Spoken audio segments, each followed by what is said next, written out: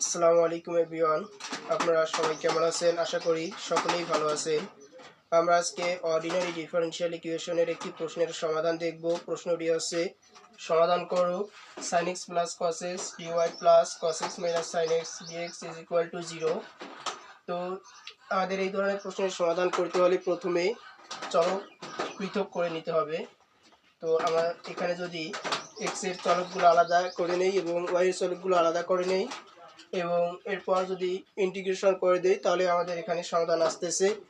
তো আমরা যদি সমাধানে চলে যাই তাহলে হচ্ছে প্রশ্নটা যদি এখানে লিখি আগে, sin x plus cos x dy plus cos x minus sin x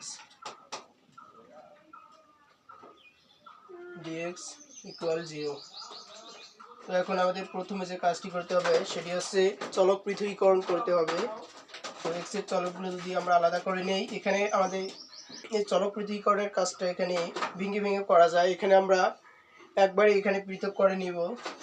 তাহলে এখানে হচ্ছে dy, অর্থাৎ এখানে y এর চলকগুলো হবে এই y এর অপারেটরের সাথে এখানে y এর চলকগুলো হবে। এখানে কোনো আর y এর চলক নেই, অর্থাৎ y এর কোনো পদ নেই, সেহেতু আমরা এখানে dy রেখে দিলাম প্লাস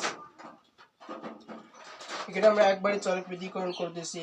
তাহলে এইটাকে যদি আমরা এখন এখানে লিখি cos x minus sin x divided by এই sin x plus cos x dx is equal to 0।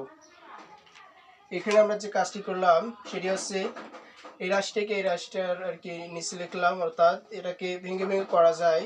ভেঙে হচ্ছে এই প্রথমে এই রাশিটাকে এই সমানচিহ্নের এই পাশে নিয়ে মাইনাস হবে, তারপর আবার এখানে গুণ আছে এই রাশিটি, এটা যে ওখানে ভাগ হবে, এভাবে ভেঙে ভেঙে করা যায়। কিন্তু আমরা এখানে একবারই করে নিলাম সময় বাঁচানোর জন্য।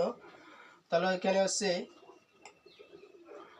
এখন আমরা এখানে উভয় পক্ষে সমাকলন করে দিব, তাহলে আমাদের এখানে সমাধান আসতেছে। যদি আমরা এখানে সমাকলন করে দেই integration of dy plus integration of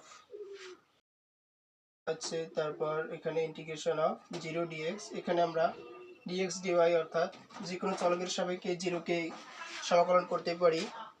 তাহলে এখানে এটার সমাকলন করলে আসতেছে y, এবং এখানে এই রাশিটি সমাকলন করলে হবে, আমরা ইন্টিগ্রেশনে একটি সূত্র পড়ে আসছি। সূত্রটি হচ্ছে ইন্টিগ্রেশন অফ, নিচে যদি একটি f of x এর ফাংশন দেওয়া থাকে এবং এই ফাংশনটির উপরে যদি দেওয়া থাকে অর্থাৎ m prime of x dx, তাহলে এর সূত্রটি হচ্ছে ln f of x plus c। আমরা এই সূত্রটা এখানে প্রয়োগ করব। তাহলে এখানে হচ্ছে ln, যেহেতু এখানে এই রাশিটির উপরে অন্তরজ দেওয়া আছে সেহেতু আমরা এখানে এই সূত্রটা এখানে প্রয়োগ করব। তাহলে এখানে হচ্ছে ln f of x অর্থাৎ sin x plus cos x is equal two, এখানে 0 ইন্টিগ্রেশন করলে আসছে কনস্ট্যান্ট, অর্থাৎ আমরা এখানে দেখতে পাচ্ছি ln, এখানে ln আনা যায়, এটা পরে দেখতেছি। এই জন্য আমরা এখানে কনস্ট্যান্ট হিসেবে এখানে ln c আনবো। এখানে এই কনস্ট্যান্ট আছে আরবিট্রারি কনস্ট্যান্ট অর্থাৎ ইচ্ছামূলক ধ্রুবক। এখানে আমরা ইচ্ছা অনুযায়ী ধ্রুবক নিতে পারি। এই ম্যাথে আর কি যেটা প্রয়োজন হবে সেটা আমরা এখানে ধ্রুবক হিসেবে আনতে পারি। এখন আমরা এই y-কে এখানে y-কে ln এর আকারে লিখব, অর্থাৎ যদি আমরা এখানে ln e to the power y নেই তাহলে এখানে y হচ্ছে, আমরা যদি এখানে দেখি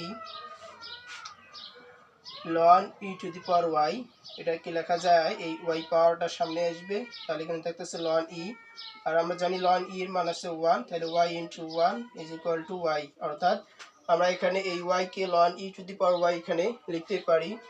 তাহলে সে ln e to the power y plus এখানে থাকতেছে ln sin x plus cos x,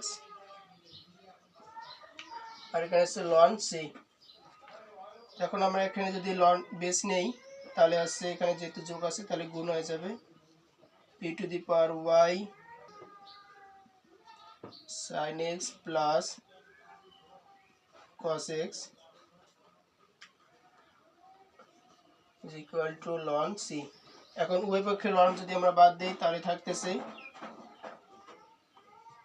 e to the power y into sine x.